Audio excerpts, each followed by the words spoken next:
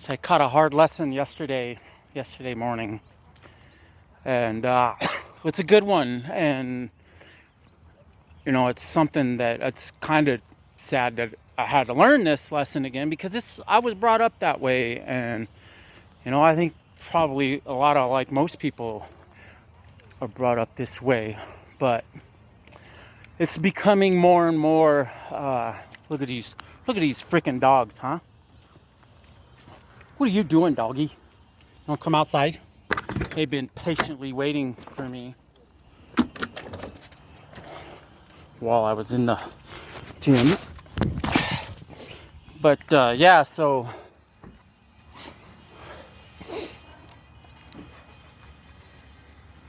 shit's going down, right, in the world. And the country's done for. I mean, that's a given. That decision was made, and those events were played out at least a decade ago. It's not like there's anything we can do about it today. But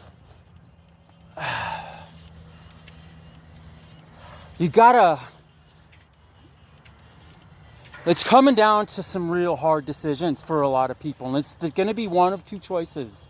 You're either going to have to stand up for what's good. And I don't mean stand up for what's right, okay? What's right is not the same as what's good. You have to stand up for good. You have to stand up for the side that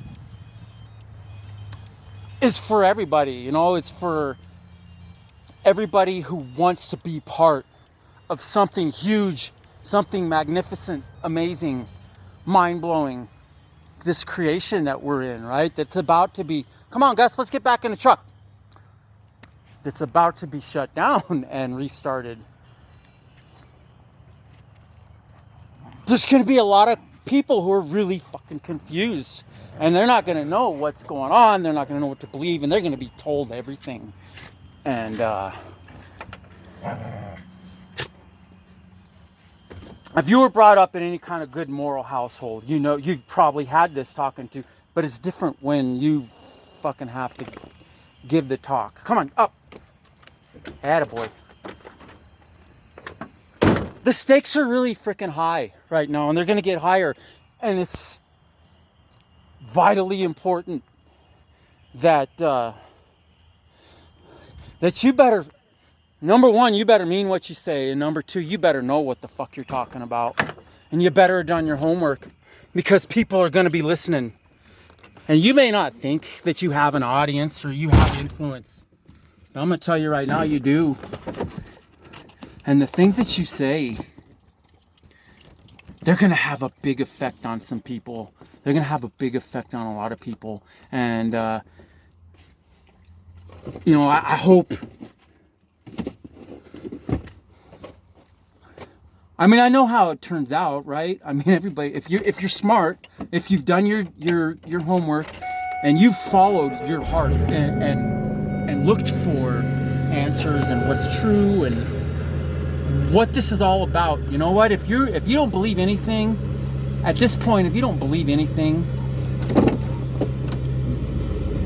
you're irrelevant, and it sucks. And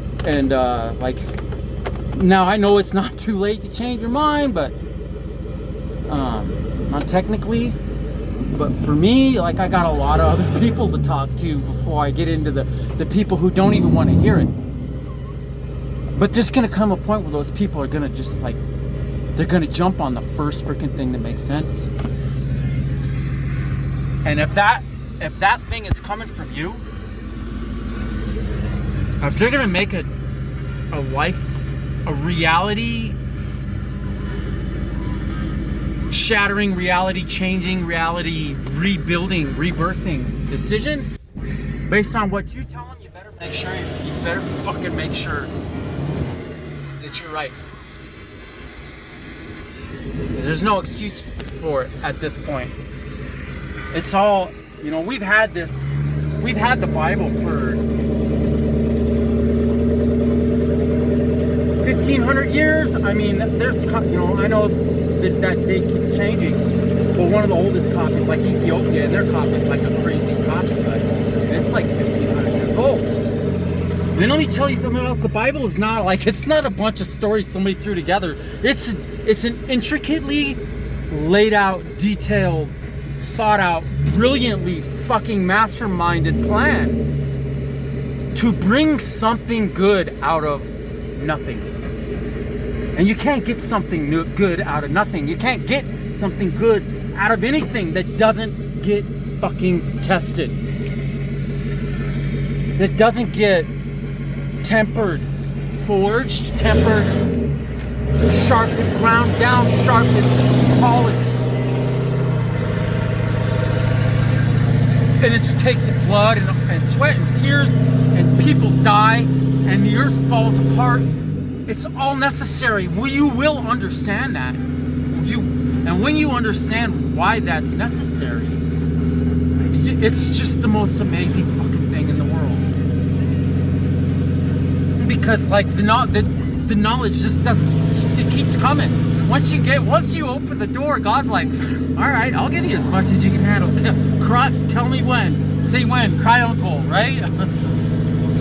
And I've done it a couple of times, but man, you gotta understand how much your words impact people. And I'm not talking about their feelings, man, and I'm talking about their lives. Hey, Gussie. We got light problem here. Stormy, so we lost our lights.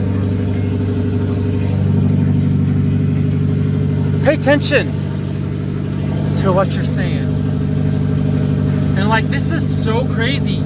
This little message I'm saying here is, like, I wanted to do it yesterday when it happened. But dude, I sat down a couple of times and I tried to like work my way through it, like what I was gonna say and stuff. And I couldn't get through it. Not without fucking bawling. So when I say something, when I give you my opinion, when I tell you what I think based on information that I have collected, reviewed, vetted, verified, you got to know where that's coming from, a place that I know what that responsibility is. I know what that impact is because I've seen it. I've seen people die from it, and I've seen people live from it. I've seen people suffer from it, and I've seen people just fucking blessed by it. And I hope you know what you're talking about. I don't need to hope that I know what I'm talking about. I know what I'm talking about because it's taken me. You know, I first went to Africa to do God's bidding, right? 17 years old, and I thought it was great. They thought I was great until the sun went down, and then they want to kill you, right? Like, hey, thanks for helping us. You're the best. America, love, love, love. Whatever, right?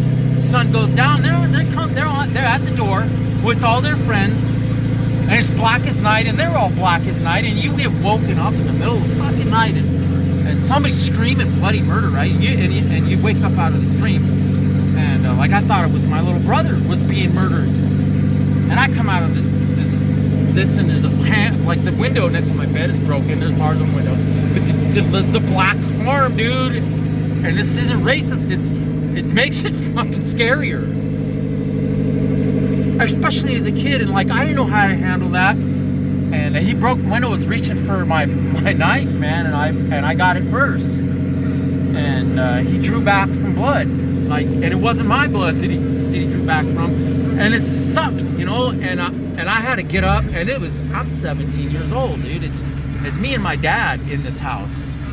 It's a big house, and we got a wall around it, and thorn bushes, and they're like, they make you. They're like having tear gas around your house, right? If you go through these thorn bushes without a freaking mop suit on, you're gonna come out bloody, sweaty, burning. You won't be able to see. And I found that out the hard way. So, but it was scary, you know. They killed our freaking dog. It was German Shepherd. Come on, Doberman Pinscher, right, Gus? And Doberman Pinscher. And he was so freaking mean that they just kept him chained to a tree in the backyard the whole time. And they killed that dog. And then they hacked our night watchman in the head with a freaking a machete or a hatchet, right? Hacked his face off, and he's the one screaming, please let him inside, you know, because they lock the fucking door. These guys get paid to watch the house, right? And keep us, you know, but sound the alarm. That's what he did, right? Well, we had to let him in with his face hanging off, dude. And I'm a 17-year-old kid. I've seen blood before. Hunter, this year I've had myself busted up. Me, my brothers, everybody gets busted up as a kid in the freaking 80s, man. 70s and 80s. But I ain't never seen nothing like this before. So that was a little difficult to deal with. But that was when I learned well, just what it meant, that the powers, the principalities and powers in charge of this world, dude, that have been given authority over this world, they do not give up about you or anything else, and they'll lie about everything. They'll tell you everything you want to hear, and all they want to do is just destroy you and humanity. This shit is real. It's very real. It's not a fucking bedtime story. These demons, these fallen sons of God, right? Fallen angels, they rebelled and came down and followed Lucifer, right? And they made themselves a little pact, and they're like, we're gonna take this down. This ain't right. We've been around. We were here first. God made us first. And now he's telling us that this is his ultimate, this is going to be his big finale. I don't know what language they use. It doesn't get that specific, but I mean, I can sure as hell imagine it. I know these entities, right? I've known them all my life. They've been at me all my life. They don't go after the fucking weak. They don't go after the insignificant, the irrelevant. They go after the fucking warriors. And like I learned that early, dude. So, you know, fuck you. If you don't believe me, I'm sorry. My job to give you the information and to make sure that information is accurate, and to put my freaking soul on the accuracy of that information. I do that. Okay? It ain't my responsibility to stand around and freaking try and convince you of anything. It's my job to be. It's always been my job from day one. Like, they came to me in boot camp when, hey, you tested like pretty high. We want you to come take the counterintelligence exam or whatever, right? It's like the first week or two of boot camp, and it's embarrassing. The drill instructors give you shit. They yank you out of fucking class and take you down, and then you have some lieutenant or captain in the Marines or the Navy telling you're basically fucking genius, and they want to turn you into fucking Mitch Rapp, right?